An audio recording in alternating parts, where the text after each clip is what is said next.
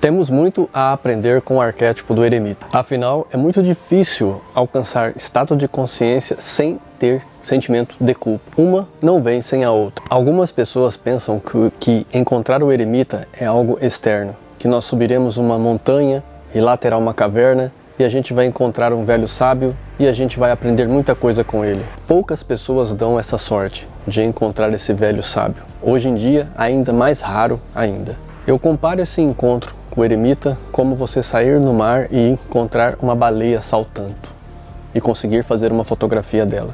É muito difícil você encontrar um eremita. Mas a proposta do estudo de hoje não é encontrar o eremita externo, mas sim o eremita interno. O que significa encontrar o eremita interno? Encontrar o eremita interno talvez signifique utilizar o poder do subconsciente em sua plenitude. Mas Carlos, como é possível encontrar esse poder do eremita, do poder do inconsciente, hoje, nos tempos que a gente vive no momento agora? A primeira coisa é entender que você não vai buscar e encontrar essas grandes informações que destravam seu subconsciente no lado externo da vida, mas sim nesse lado interno que você carrega dentro de você. Os mitos, a mitologia, falam desse velho afastado, isolado da sociedade, na sua quietude, na sua solidão, ali onde ele está vivendo sua vida, né, nessa conformidade, onde as pessoas iriam até ele ou o encontrariam por acidente. Só que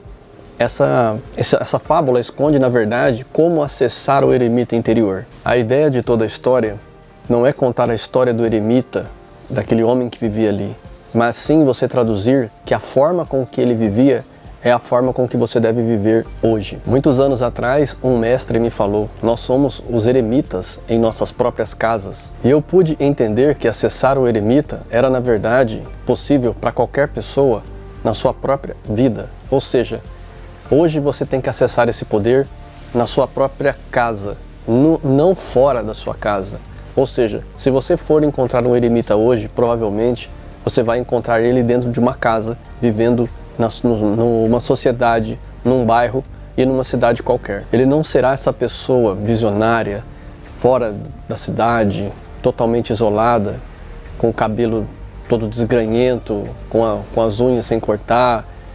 Não, isso você não vai encontrar. O que você pode encontrar é um ser humano normal, uma pessoa capacitada, que cumpre seus deveres, paga seus impostos, paga suas contas, sobrevive, e sendo até mesmo uma mãe de família, um pai de família.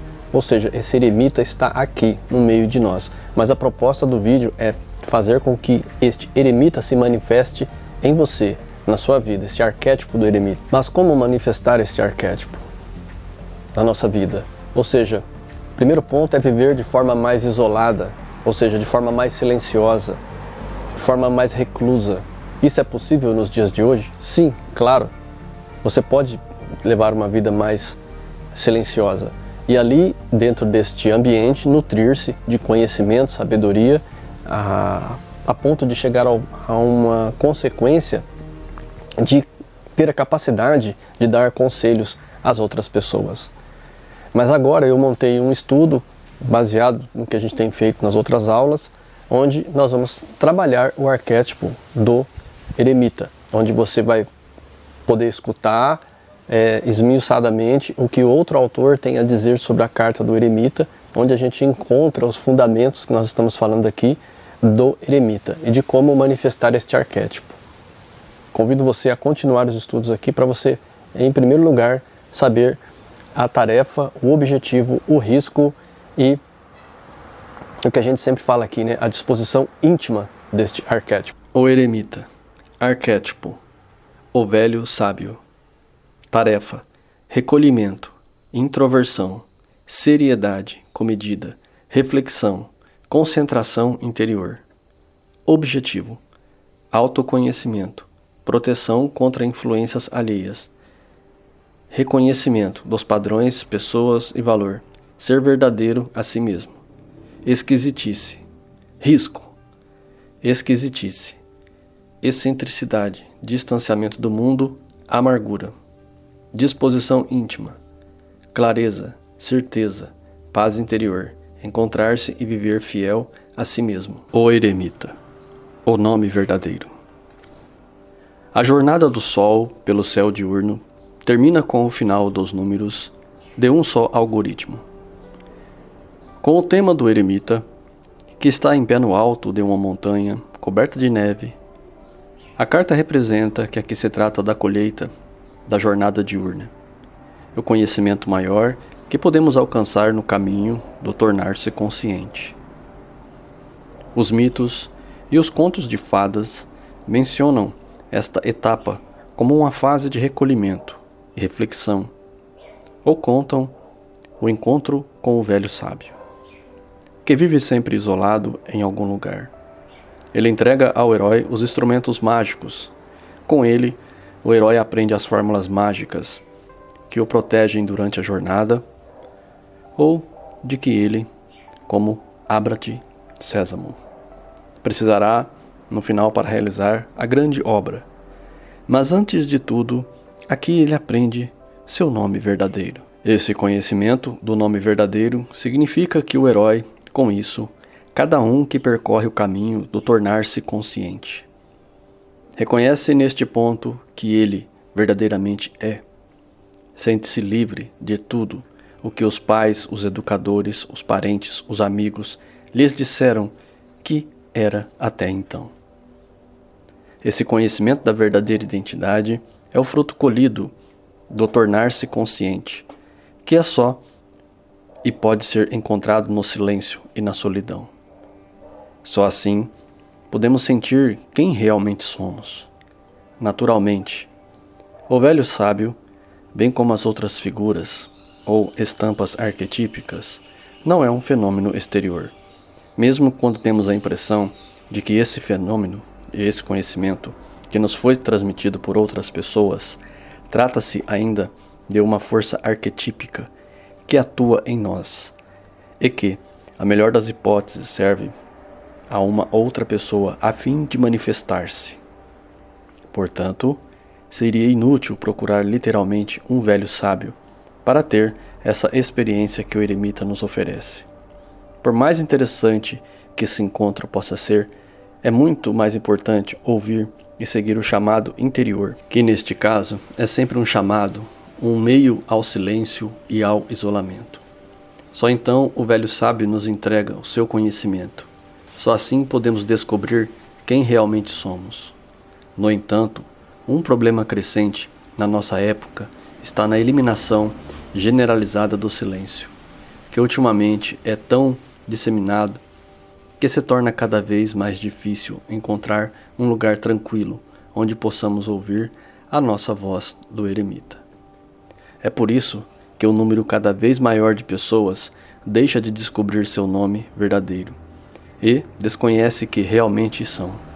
Em vez disso, muitos tentam obstinadamente imitar e representar o que não são, o que consideram elegante, na moda ou Embora cada ser humano nasça com um original, cada vez mais pessoas morrem como uma cópia.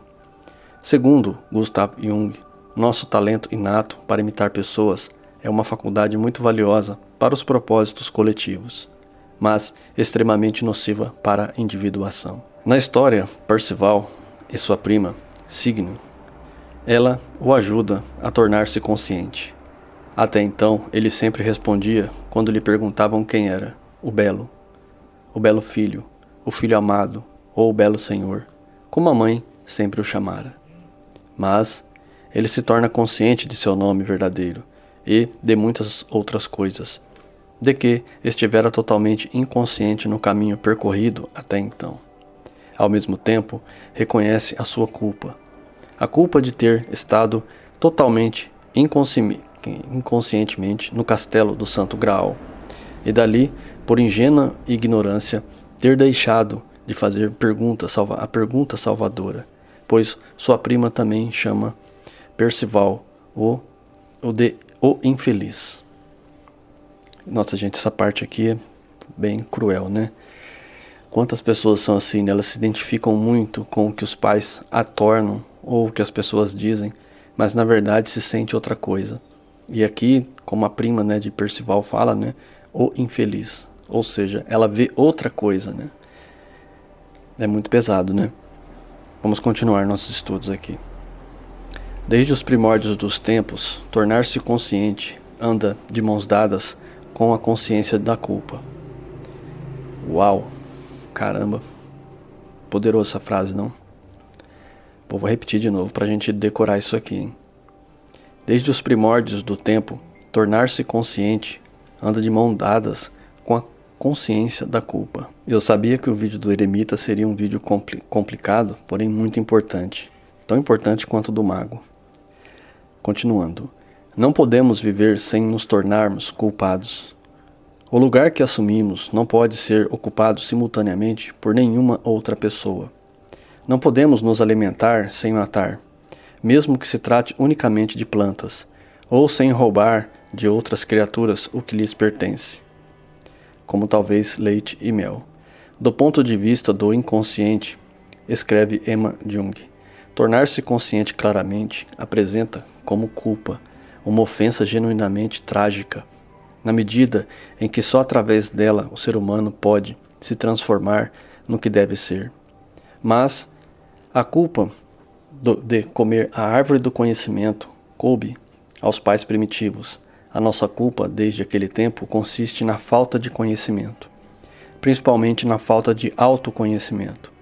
Pois, depois que a humanidade, como o herói, perdeu para sempre o paraíso da inconsciência inocente, trata-se na metade do caminho de superar o estado crepuscular da semiconsciência, e de chegar à clareza do despertar como pressuposto da ruptura para a supraconsciência, que está reservada ao último terço do caminho. Na lenda do Graal, uma outra personificação desse arquétipo é Trevicente, o tio de Percival, que vive recolhido em um eremitério. Em sua longa busca, na busca pelo Graal, enquanto Percival não encontra seu verdadeiro caminho, ele sempre retorna a esse lugar. Esse eremita não só conta a Percival coisas decisivas sobre ele mesmo, como lhe entrega a fórmula mágica. O homem santo lhe sussurra ao ouvido uma oração que só deve ser pronunciada nos momentos de maior perigo. Quando o herói descobre seu nome verdadeiro, assim como nós também, ele não deve esquecê-lo, ele nunca deve renegá-lo. Em outras palavras, assim que descobrimos quem realmente somos, a exigência associada a esse conhecimento é de continuarmos sendo fiéis a nós mesmos e nunca mais trairmos. Caso contrário, teremos, como Percival, de voltar a esse lugar a fim de nos reencontrarmos outra vez. A carta do tarô mostra nessa blindagem, por meio do capuz do qual o eremita se protege das influências exteriores, sua lanterna é interpretada por White como símbolo da mensagem: você também pode chegar aonde eu estou. Com isso, ele torna claro que esse encontro e essas experiências não são uma experiência exótica, reservada a uns poucos escolhidos. Porém, um degrau de consciência que está disponível a todo ser humano que se retira para o silêncio. A fórmula mágica ou instrumentos de magia que o velho dá ao herói para levar em sua jornada são um presente que não aparece somente nos contos de fada. Trata-se de algo que o ser humano recebe inesperadamente. Por exemplo, pode ser uma melodia, uma imagem ou uma frase, uma pedra, uma pena ou simplesmente uma palavra, uma sílaba, um símbolo. Gente, eu vou ler de novo aqui porque o caminhão passou, peço perdão. E eu vou ler novamente para que seja límpido a informação e o conhecimento. A fórmula mágica, ou os instrumentos de magia que o velho dá ao herói para levar em sua jornada, são um presente que não aparece somente nos contos de fada. Trata-se de algo que o ser humano recebe inesperadamente. Por exemplo, pode ser uma melodia, uma imagem ou uma frase, uma pedra, uma pena ou simplesmente uma palavra, uma sílaba ou um símbolo. Pode reconhecê-lo pelo fato de ocorrer ocasionalmente, ser humano comovendo-se profundamente no primeiro momento e, pode-se reconhecer esse presente pela força mágica que ele irradia. Para as mentes mais racionais, essas coisas podem parecer extraordinárias, mas elas podem ser sentidas. Quem receber um presente como esse deve guardá-lo cuidadosamente até precisar usá-lo em uma situação difícil, talvez um momento de medo. Se a pessoa se lembrar desta frase, imagem ou melodia, se tornar naquela pedra ou pena, ela sentirá que logo uma grande força vem em seu auxílio. Mas não devemos nos esquecer que os mitos, que os contos de fadas nos revelam sobre o modo de lidar com a fórmula mágica e não pode ser comparada em lugar nenhum. Tampouco pode ser simplesmente imaginada. Ela precisa nos ser entregue ou cair do céu. E somente podemos usá-la em momentos de grande necessidade. Não é possível falar sobre ela. Naturalmente, ela nunca deve ser esquecida. Pessoal, aqui é engraçado que traz um processo de canalização individual que muitas vezes nós recebemos uma iluminação. Quase sempre ela é individual. Às vezes nós temos grandes mestres aí que canalizam coisas que servem para uma multidão de pessoas. A questão é que isso pode ser cobrado, como é feito hoje. Fica esse questionamento, que para mim, na minha visão, o que vem de graça deve ser dado de graça. Você é o veículo e a você foi dado a possibilidade para que você justamente possa passar para a multidão. Mas nem tudo que é dado para a multidão deveria ser utilizado em qualquer momento. Assim como toda mensagem que vem nesse silêncio, nessa solidão, ela justamente é para ser usada no momento certo, para te fortalecer no momento certo. E aquilo que você recebeu e recebe é seu e de mais ninguém. Como podemos entender isso? O inconsciente possui uma força mágica que pode nos ajudar de fato nas situações difíceis. Muitas pessoas que reconheceram e viveram essa experiência escravizaram seu inconsciente com banalidades e o tomam pelo pensamento positivo, desfreado. Vou repetir essa parte aqui, gente, pois é muito importante que você compreenda. O inconsciente possui uma força mágica que pode nos ajudar de fato nas situações difíceis. Muitas pessoas que reconheceram e viveram essa experiência escravizaram o seu inconsciente com banalidades e o tornam, pelo pensamento positivo desenfreado, um escravo condescendente que deve também satisfazer os mais bobos e egoístas desejos de nosso ego sedento de poder. É provável que mais de 90% de todas as orações tenham o mesmo objetivo. Muitas vezes seria, por certo, mais sábio agradecer ao amado Deus de todo o coração quando Ele, por sorte, nos impede de realizar nossos desejos mais tolos e nos protege de nossos planos mais loucos. No entanto, o inconsciente tem uma força mágica e pode nos ajudar de forma maravilhosa. Mas é claro que não é uma frase. A imagem ou a própria pedra que contém a força mágica, assim como tão pouco um amuleto preparado ou um talismã comprado. Trata-se da magia que o inconsciente empresta a esses objetos. Quanto mais falarmos sobre isso, por orgulho ou por mantermos um ar de mistério, demos indicações aos outros ou contamos sobre a nossa fórmula mágica, ou quanto mais conscientemente analisarmos o fenômeno, tanto mais o lavaremos de sua magia. Restam então fórmulas inanimadas, vazias, rituais mortos, frases ocas e uma pedra sem vida. Aqui, gente, é interessante que ele coloca um ponto que traz o seguinte, que é o que eu comentei em outros vídeos já sobre a questão do falar demais. Às vezes a gente emprega a nossa energia inconsciente em alguma coisa, mas por estar falando, estar comentando para os quatro ventos, para várias pessoas, muitas das vezes a gente neutraliza esse poder que a gente mesmo poderia ter. Então, como ele coloca aqui o termo, né? Lavaremos de sua magia, ou seja, você retira da sua magia todo esse processo que você colocou ali. E isso tem que ser mantido em segredo e em silêncio, porque ninguém de fora pode saber, para que aquilo continue condensado de energia e força. E ele coloca, né? Restam então fórmulas inanimadas, palavras vazias, rituais mortos, frases ocas e uma pedra sem vida. É a história das orações que não dão em nada, das pessoas que estão sempre falando, pegando em seus amuletos, recorrendo aos seus anjos, aos seus deuses, e nada funciona e nada muda, porque não conhece esse conhecimento que a gente está passando aqui para vocês. Ou seja, essa força, como acessar esse subconsciente através dos arquétipos. A magia desaparece. Por isso, nosso herói deve guardar a fórmula mágica em seu íntimo, como um tesouro. Devemos, portanto, sempre ter em mente que se trata de um presente e podemos aceitar agradecidos, mas não se trata de um merecimento do qual o nosso eu deva se vangloriar. Aqui é um ponto interessante porque é uma tendência humana ao orgulho, a essa questão de se vangloriar.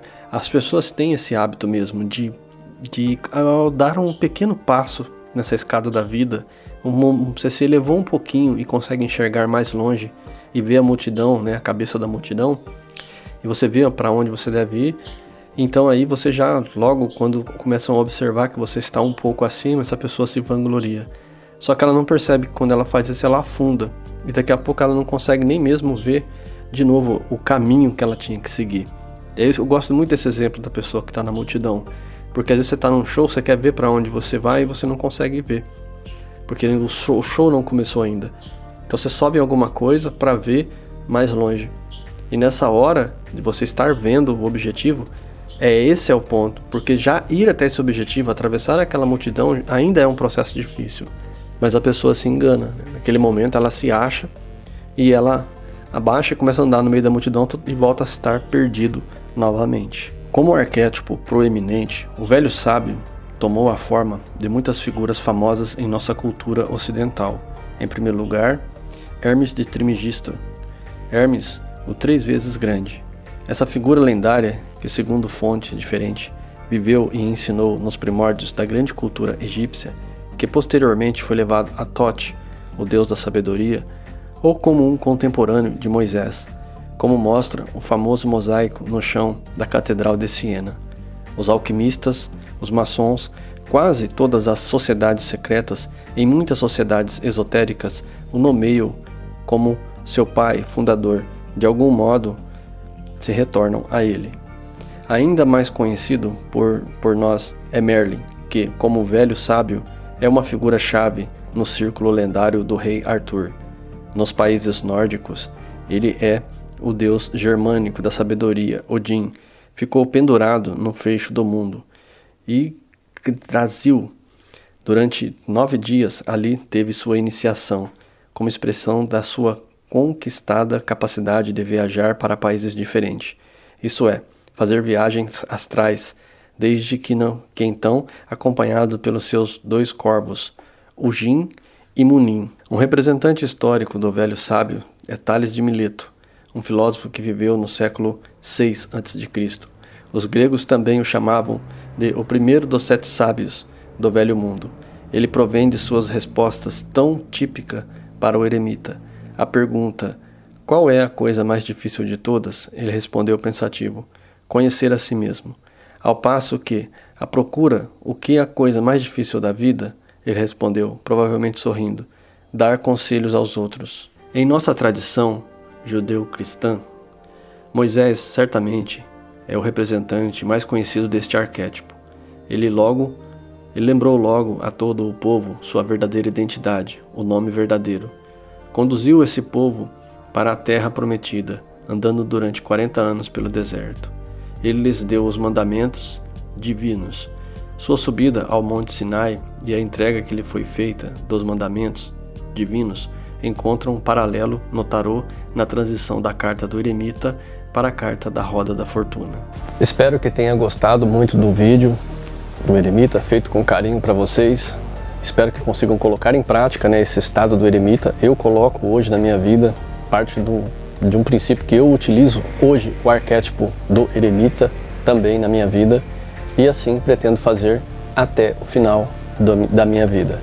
Pretendo ser este eremita urbano, esse eremita que é encontrado numa casa, que é acessível e que de repente pode de alguma forma ajudar a sociedade em que ele é inserido. ou no que eu estou inserido. Serenidade profunda em seu coração, eu me torno você.